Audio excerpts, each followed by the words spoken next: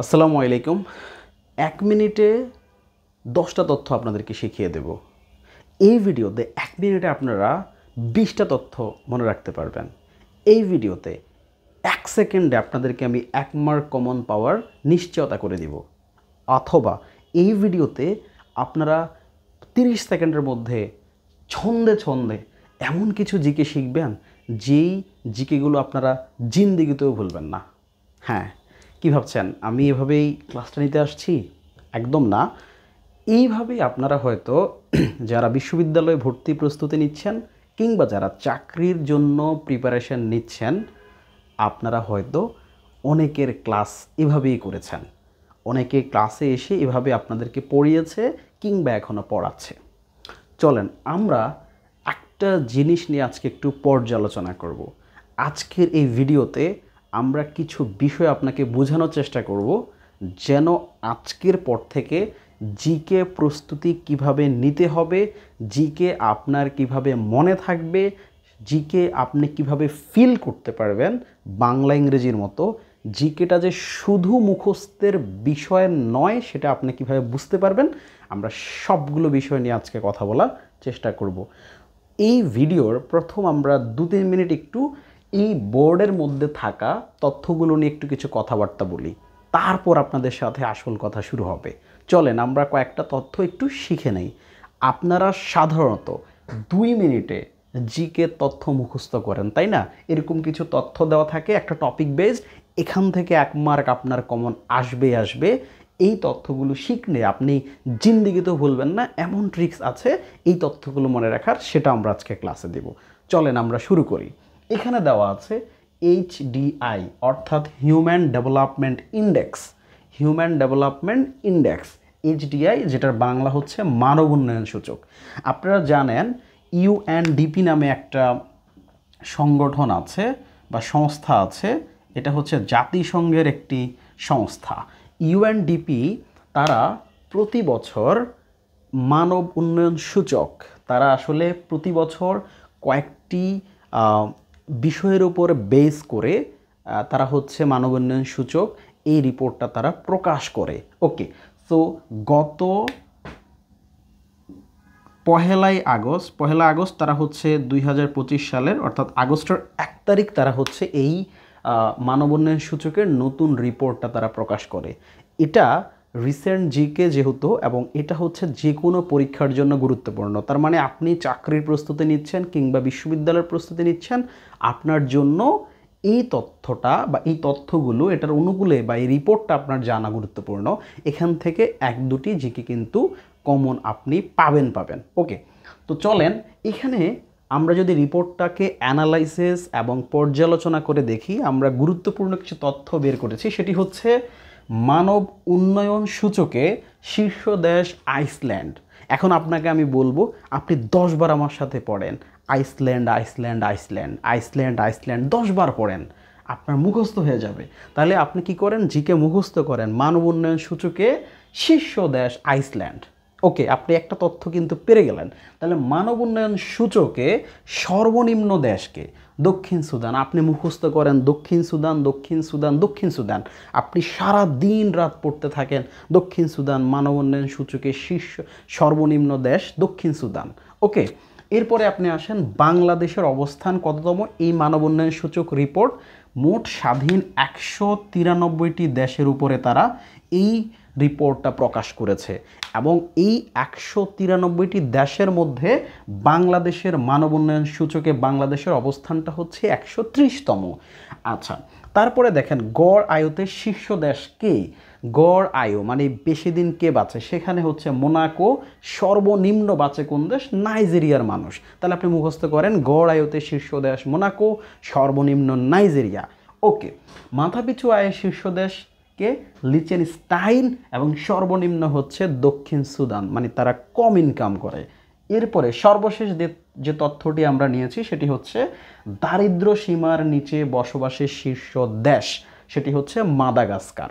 চলেন আপনার সাথে আমরা গত ২-৩ মিনিট যেই বকবকটুকু করলাম, যে আলোচনাটুকু করলাম, সেটা শুনে বা এটি দেখে আপনার কাছে অনুধাবন হতে পারে যে এভাবেই তো সকল শিক্ষকরা জিকে পড়ায়, একটা লাইভ ক্লাসে এসে বলে আজকের ক্লাসে 2 মিনিটে তোমাদেরকে এই তথ্যগুলো শেখাবো যেন তোমরা এখান থেকে 1 মার্ক কমন পাও এখান থেকে আসবেই, কিছু টেকনিক দেয়, কিছু ছন্দ দিয়ে আপনাদেরকে জিকেগুলা মুখস্থ করায়।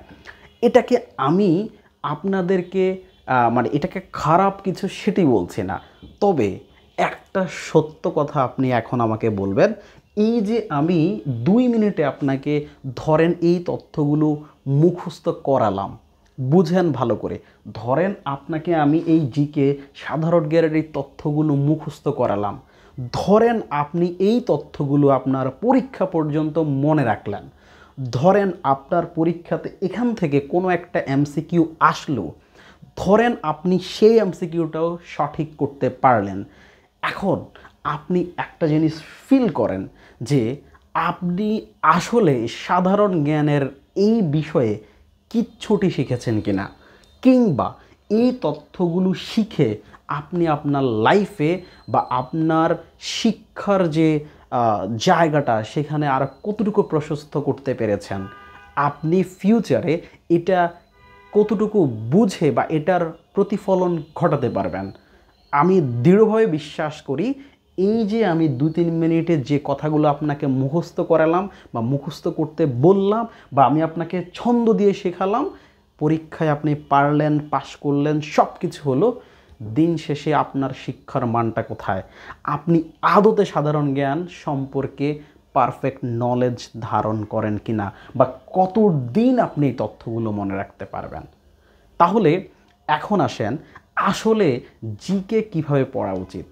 প্রত্যেকটা পয়েন্ট জীবনের আপনি যখন পড়াশোনা করছেন, আপনি যত কিছু পড়ছেন, বাংলা, ইংরেজি, সাধারণ জ্ঞান কিংবা গণিত বা অন্য যত বিষয় আপনি পড়ালেখা করেন, আপনি মনে রাখবেন প্রত্যেকটা সাবজেক্টের প্রত্যেকটা টপিক যদি আপনি বুঝে বুঝে পড়তে পারেন, তাহলে আফটার আপনার যখন পড়াশোনা শেষ হবে আপনি কোনো না কোনো একটা বিষয়ে কাজ করতে পারবেন, বা আপনার জীবিকার জন্য আসলে কোথাও দৌড়দৌড়ি করতে হবে না, কোনো টেনশন করতে হবে না, বা আপনি টাকা ইনকাম করতে বিপদাপন্ন হবেন না।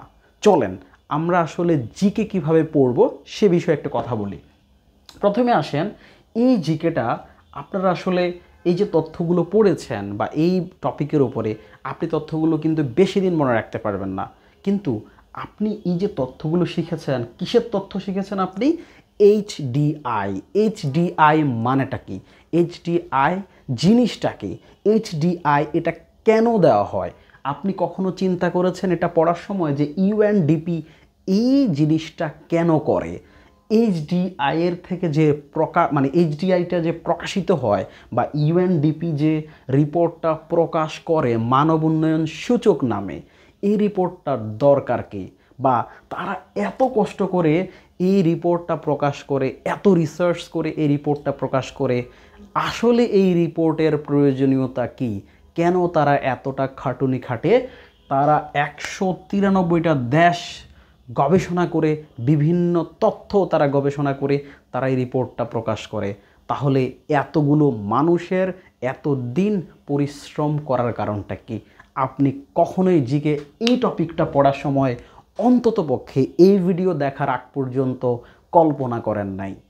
এখন আসেন ভাই, আপনি যখন একটা টপিক পড়বেন ওই টপিকের বিষয়বস্তুটা ভালো করে আগে শিখেন, সেটা জিকে হোক, সেটা অন্য যে কোনো বিষয় হোক, আগে বিষয়টা বুঝেন যে জিনিসটা কি। ধরেন আপনার আজকে আমরা যে বিষয়টা আলোচনা করব সেটি হচ্ছে এইচডিআই অর্থাৎ মানব উন্নয়ন সূচক। এখন বিষয়টা হচ্ছে এই মানব উন্নয়ন সূচক এটা একটা সূচক, কিন্তু এটা আসলে জিনিসটা হলো এই ইউএনডিপি জাতিসংঘের একটি সংস্থা। তারা মূলত একটা দেশের 3টা বিষয়ের উপরে গবেষণা করে, সেটা হচ্ছে ওই দেশের শিক্ষা, ওই দেশের মানুষের স্বাস্থ্য এবং ওই দেশের মানুষের আয় বা ইনকাম। এই 3টা বিষয়ের উপর তারা রিসার্চ করে। এখন চিন্তা করেন এই বিষয়টা হচ্ছে আপনি আমি ভালো আছি কিনা, এটাই মূলত এটার আলোচ্য বিষয়। আবার বলছি, এই মানব উন্নয়ন সূচক এই জিনিসটা হলো আপনি আমি কেমন আছি। আচ্ছা, একটু ক্লিয়ার করি। দেখেন, ধরেন আপনাকে কেউ বলল তুমি কেমন আছো, কিরে ভাই কী অবস্থা, বা ফ্রেন্ডদের সাথে যখন দেখা হয় আপনার, তখন বন্ধুরা বলে কিরে দোস্ত কী খবর, বলে না? অবশ্যই বলে। এখন আপনি চিন্তা করেন, আপনি একটা জিনিস ভাবেন, আপনার বন্ধু আপনাকে যখন বলল কিরে দোস্ত কী খবর, আপনি কিভাবে বলেন যে আপনি ভালো আছেন? মানে সত্যিকার অর্থে আপনি ভালো আছেন কি না, এটা মূলত ডিপেন্ড করে আপনার তিনটা জিনিসের উপর। একটা হচ্ছে আপনার শিক্ষার অবস্থা কী, একটা হচ্ছে আপনার স্বাস্থ্যের অবস্থা কী, আপনার স্বাস্থ্য কি ভালো আছে নাকি আপনার স্বাস্থ্য খারাপ আছে। আরেকটা বিষয় ডিপেন্ড করে, সেটা হচ্ছে আপনার টাকা পয়সার উপর। আসলে আমাদের টাকা পয়সা যখন থাকে তখন আমরা অটোমেটিক ভালো থাকি, স্বাস্থ্য যখন ভালো থাকে তখন আমরা অটোমেটিক ভালো থাকি, এবং দিন শেষে আমাদের যখন শিক্ষাটা আসে তখন ওই টাকা পয়সা এবং স্বাস্থ্য দুইটাকে আমরা কিভাবে নিজেদের কন্ট্রোলে রাখতে পারি সেটি আমরা শিক্ষার মাধ্যমে জানতে পারি। তো যেটি হয়েছে, এই ইউএনডিপি তারা মূলত একটা স্বাধীন দেশের, যেমন বাংলাদেশের কথা চিন্তা করি, বাংলাদেশের মানুষের এই শিক্ষার দিকটা নিয়ে গবেষণা করে যে এদেশের মানুষের শিক্ষা আসলে কতটুকু, বা শিক্ষার অবস্থানটা কী, বা তাদের শিক্ষার হার কেমন, এটা তারা গবেষণা করে। তারপর তারা দেখে এই দেশের মানুষের স্বাস্থ্য ব্যবস্থা কেমন, এই দেশের স্বাস্থ্য ব্যবস্থা আসলে কতটুকু উন্নত বা কতটুকু অবনত বা অনুন্নত, এবং ওই দেশের মানুষের স্বাস্থ্যের অবস্থাটা কেমন, এবং সর্বশেষ তারা দেখে ওই দেশের মানুষ কেমন ইনকাম করে। তখন তারা এই তিনটা জিনিসের উপরে বেস করে তারা একটা তথ্য দাঁড় করায় যে এই দেশের মানুষ আসলে ভালো আছে নাকি খারাপ আছে। এখন ধরেন এই রিপোর্টটা তারা প্রকাশ করে এই তিনটা জিনিসের উপর গবেষণা করে। তার মানে কনসেপ্টটা আপনি বুঝছেন এখন, যে আপনি যে এতক্ষণ মানে ক্লাসের প্রথমে 2 মিনিটে এই তথ্যগুলো পড়ে আপনি পরীক্ষা দিতে চলে গেলেন, আপনি পরীক্ষাতে 1 মার্ক কমন পেলেনও কোনো সমস্যা নাই, 2 মিনিটে 1 মার্ক কমন, সে তো মহা ভালো খবর। আমি সে বিষয়ে একদমই সন্দেহ পোষণ করছি না, আমি সেই বিষয়ে কিছু বলতেও চাই না, কিন্তু একদম মানে সত্যিকার অর্থে অ্যাকচুয়ালি আপনি কি এই টপিকটা বুঝতে পারছেন কি না, যে আপনি যে এই তথ্যগুলো পড়ছেন এটা কিসের তথ্য পড়ছেন? মানব উন্নয়ন সূচকের তথ্য পড়ছেন, গুড। তাহলে আবার বলেন মানব উন্নয়ন সূচকের বিষয়টা কি, এটা কেন করা হয়, ইউএনডিপি এটা কেন প্রকাশ করে, সেই বিষয়গুলো আপনি ভালো করে যখন ফিল করতে পারবেন, আপনি যখন পুরো ঘটনাটা জানবেন, তখন এই টপিকটা আপনি কোনো দিনও ভাই ভুলবেন না, আপনি সত্যি কোনো দিন ভুলবেন না। এই জিকেটা আপনারা মানে ফিউচারে এই টপিকটা পড়তেও হবে না, আপনি এটা বুঝবেন, এবং আপনি শুধু বুঝবেন না, আপনি যখন আপনার এই মেধাটা বা শিক্ষাটা, এই জানাটাকে আপনি আপনার অন্য অর্থাৎ শিক্ষকদের সাথে আলোচনায় পেশ করতে পারবেন, বিতর্ক করলে সেখানে আলোচনা করতে পারবেন, আপনি অন্য যে কোনো একজন সচেতন নাগরিকের ভূমিকা পালন করতে পারবেন। তাহলে আমরা কি জানলাম যে মানব উন্নয়ন সূচক এটা আসলে ইউএনডিপি কিভাবে প্রকাশ করে, তিনটা জিনিসের গবেষণা ফল হিসাবে তারা এটা প্রকাশ করে। তো সেখানে আমরা দেখতে পেয়েছিলাম যে মানব উন্নয়ন সূচকের এই যে রিপোর্টটা তারা প্রকাশ করে, এই রিপোর্টের মধ্যে মানে শীর্ষ দেশটা কোনটি, অর্থাৎ এই সব তিনটা জিনিসের সমন্বয়ে কোন দেশের মানুষ বেশি ভালো আছে। মানব উন্নয়ন সূচকের রিপোর্ট বলছে সবচেয়ে বেশি ভালো আছে আইসল্যান্ডের মানুষ। এখন আপনার মনে থাকবে, এখন আপনি ফিল করেন আইসল্যান্ড কোন মহাদেশে অবস্থিত। আইসল্যান্ড হচ্ছে ইউরোপ মহাদেশের একটা দেশ। তার মানে আপনি বুঝতে পারতেছেন যে মানব উন্নয়ন সূচকে সর্বোচ্চ যে শীর্ষে আছে বা যারা সবচেয়ে বেশি ভালো আছে সেই দেশটির নাম হচ্ছে আইসল্যান্ড।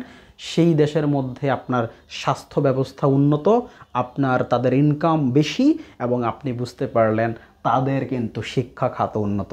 এবার আপনি চিন্তা করেন, আপনি যদি ফিউচারে কখনো অ্যাব্রোডে যেতে চান, বিদেশে যেতে চান, আপনি শিক্ষার জন্য যেতে চাইলেও আপনি আইসল্যান্ডকে টপ অফ দ্য লিস্টে রাখতে পারবেন, কারণ ওই দেশের মানুষ ভালো থাকে বেশি। আপনি যদি স্বাস্থ্যের কথা চিন্তা করেন, স্বাস্থ্য ব্যবস্থা খুবই উন্নত। আপনি আজকে ইউটিউবে সার্চ দিয়ে কয়েকটা আইসল্যান্ড নিয়ে বর্তমান ভিডিও দেখেন, আপনি এগুলোর প্রমাণ পেয়ে যাবেন। তারপর আপনি যখন ইনকাম করতে বিদেশ যাবেন, প্রবাসী হিসাবে যাবেন, সেখানেও আপনি আইসল্যান্ডকে টপ অফ দ্য লিস্টে রাখতে পারবেন, যদি আপনি মানব উন্নয়ন সূচক ব্যাপারটা ভালো মতো বুঝে থাকেন। তাহলে আপনি বুঝতে পেরেছেন, এটা বুঝলে আমাদের অনেক লাভ আছে ভাই। এবার আসেন, এবার যদি দেখি মানব উন্নয়ন সূচকের সর্বনিম্ন দেশ কোনটি, আমরা অনুমেয়ভাবে বলতে পারি দক্ষিণ সুদান। আপনি চিন্তা করেন 2011 সালে দক্ষিণ সুদান যখন জাতিসংঘের সদস্যভুক্ত হয়, তারপর থেকে আজকে প্রায় 14-15 বছর হয়ে গেছে, তারপরও এই দেশটি কিন্তু মানব উন্নয়ন সূচকে এগিয়ে নাই। এটার মানেটা কি? এখন আপনি চিন্তা করেন, ধরেন আপনি জাতিসংঘ থেকে বিভিন্ন যে সংস্থাগুলো আছে, এগুলো কিন্তু তারা বিভিন্ন দেশে বিভিন্ন ধরনের সেবা প্রদান করে, তাই না? দেখবেন যে বাংলাদেশে তারা একটা বিনিয়োগ করছে, বাংলাদেশকে তারা একটা হেল্প করছে কিছু। আপনি দেখবেন মাঝে মাঝে খবরে প্রকাশ পায় যে এই সংস্থা থেকে বাংলাদেশকে $1 বিলিয়ন অনুদান দেওয়া হয়েছে। এটা তারা কেন দেয়? বা এরকম একটা সংস্থা এই দেশে কাজ করতে চায় শিক্ষা নিয়ে, কেন তারা করতে চায়? মূলত তারা এই জিনিসগুলা করতে চায় এই মানব উন্নয়ন সূচকের রিপোর্ট দেখে।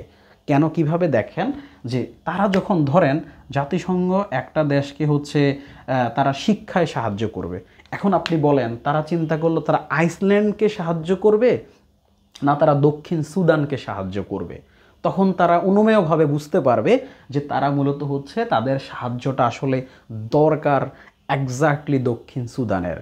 তখন তারা আইসল্যান্ডকে সাহায্য কম করে দক্ষিণ সুদানের দিকে তারা মুভ অন করবে, এবং দক্ষিণ সুদানের শিক্ষা, স্বাস্থ্য কিংবা জীবিকার ব্যাপারগুলো নিয়ে তারা কাজ করবে।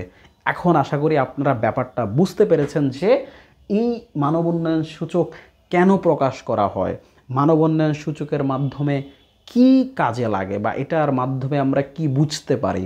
এবং আপনি বুঝতে পারছেন যে মানব উন্নয়ন সূচক এই যে রিপোর্টটা দেয়, এটা শীর্ষ দেশ, এটা সর্বনিম্ন দেশ, এটি আপনি কিভাবে বুঝতে পারলেন? আশা করি এই বিষয়ে আপনার একদমই আর কোনো সমস্যা হবে না।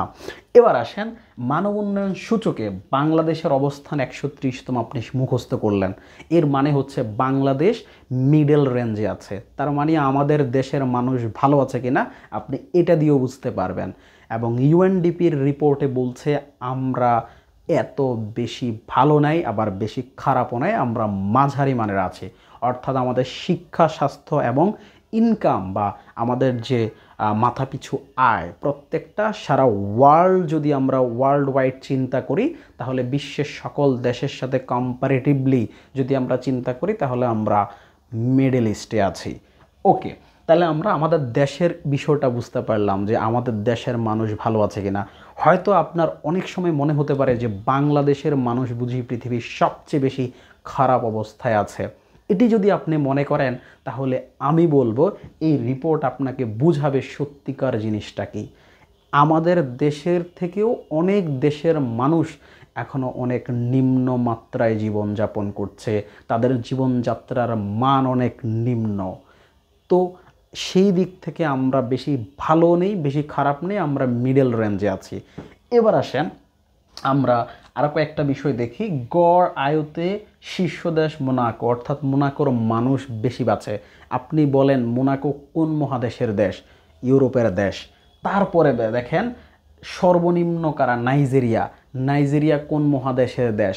নাইজেরিয়া আফ্রিকা মহাদেশের একটি দেশ। তারপর আসেন মাথাপিছু আয়ের শীর্ষ দেশকে, লিচেনস্টাইন। এই লিচেনস্টাইনটা কোন মহাদেশের দেশ? আপনি বলবেন ইউরোপের দেশ। আপনাকে যখন বলবো সর্বনিম্নকে, আপনি বলবেন দক্ষিণ সুদান। কোন মহাদেশের দেশ? আফ্রিকা মহাদেশের দেশ। আপনাকে বলবো দারিদ্র্য সীমার নিচে বসবাসের শীর্ষ দেশ মাদাগাস্কার।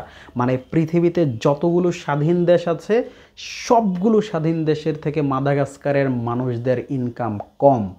এখন মাদাগাস্কারও কিন্তু আফ্রিকা মহাদেশের, যদিও ভারত সাগরের মধ্যে একটি দেশ, কিন্তু এটি হচ্ছে আফ্রিকা মহাদেশের একটি দেশ।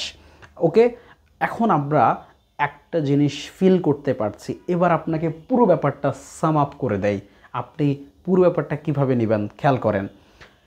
দেখেন, এখানে যে দেশগুলো বিভিন্ন সেক্টরে শীর্ষস্থানে আছে, প্রত্যেকটা দেশ ইউরোপের দেশ।